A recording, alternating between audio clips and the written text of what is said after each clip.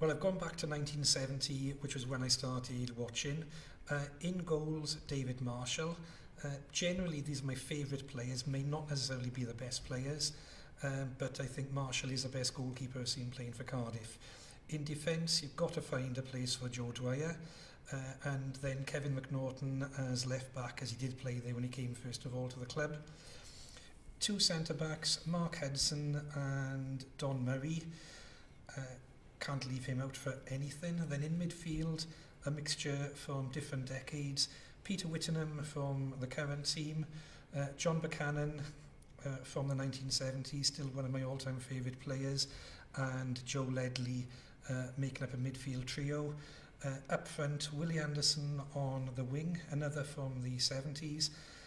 With him, Brian Clark, and keeping a big man, little man combination, I'd put in Michael Chopra as the third striker.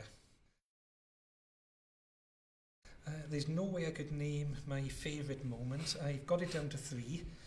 One was in 2008, driving up to the FA Cup final in Wembley. As a young lad growing up in the 60s and 70s, remembered what a big event Cup Final Day was, and the realisation I was actually being a part of it.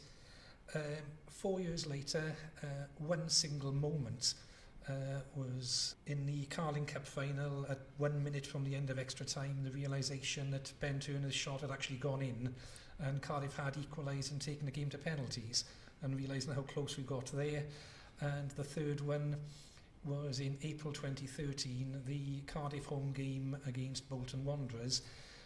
Not the Charlton game where we won promotion, but the realisation that we were welcoming the Football League champions onto the field and seeing the Football League trophy being presented to Cardiff City, which again was something I never thought I'd see.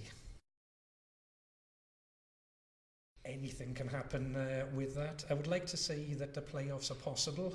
I would hope the playoffs are possible. I don't want to go through the playoffs again, but if it means getting back up to the Premier League, then that would be the way to do it.